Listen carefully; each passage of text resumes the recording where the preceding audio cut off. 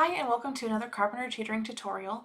I'm Amy and today we're going to be talking about how to translate from word problems to mathematical representations of those word problems. Luckily, there are some signal words in any word problem that you might come across that tell you what operation you're supposed to do. So we're going to talk about what those words are and connect them to their various operations. So you have a bit of a blueprint for figuring out and translating word problems and turning them into those mathematical representations. In word problems, when we want to show an operation of addition between two particular values, one term that you might see used is asking for the sum of particular values. The sum is always asking for addition of those two values. But there are some other things we might see as well. We might see a word problem asking for some value more than another value. So for example, if we're asking for 3 more than 5, well, then we would start at 5 and add 3 more, taking us up to 8. So we ultimately add those two values together. Other words that we see meaning addition, asking for something all together or in total. So for example, if you hear a question or read a question that says something like, Billy has 6 pancakes and Mary has 4 pancakes, how many pancakes do they have all together? That's asking you to add together each person's part or each person's contribution to get a total number. When a word problem is trying to lead us to use subtraction, it might ask for the difference between two values. So for example, if we're looking for the difference between 5 and 3, that's telling us to start with the first number, 5, and take away the second number, 3, and see how much is left over. Other ways that we might see word problems indicate subtraction is asking for some value less than another value.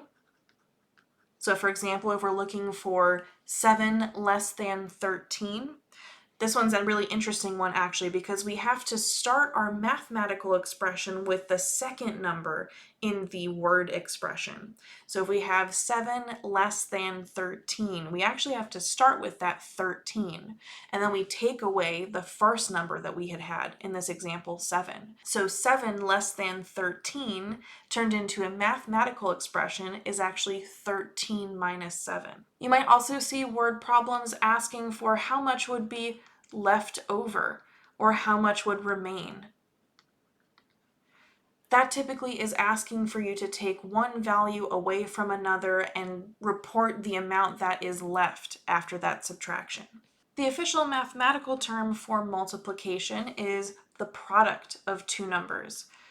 So if a word problem asks you for the product of two numbers, it's asking you to multiply those two numbers together. But probably the word that you'll see the most, which is a very easy one to overlook, is the word of. Anytime that you see of on its own in a word problem, it's asking you to do multiplication. A really handy place to recognize this is using fractions and percentages.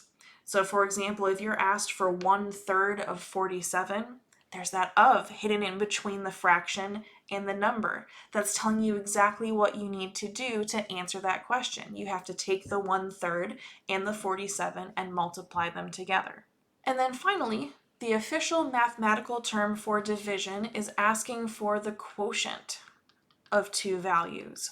So if I ask for the quotient of 36 and 9, I'm asking for the answer to 36 divided by 9. Other ways that you might hear word problems talking about division would be saying divided by.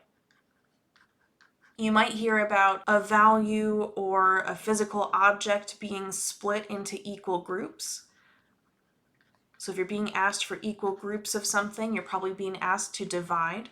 And then finally, you may not see this in written word problems as much, but you might hear it communicated in class. If someone says a particular expression or a particular value over or all over something else, wherever they're saying over or all over indicates division, usually in the form of a fraction. But fractions are really just division problems that haven't been finished yet. So it's important to remember that the line separating the numerator and the denominator of any fraction, whether it's a simple fraction or one that has variables and expressions and all kinds of crazy stuff happening, that line just means, hey, divide the top by the bottom. So that may be one that you hear in conversation more than you actually see written in a textbook, but it's still a good one to know about. So as you tackle word problems, no matter what level of math you're in, these are some key words to look out for to help you know what operation they're asking you to do.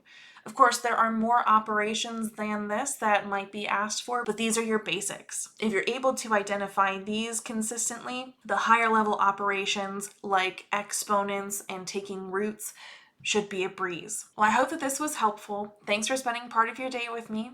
Let me know in the comments if there are any other topics that you'd like to see discussed. And otherwise, I'll catch you guys next time.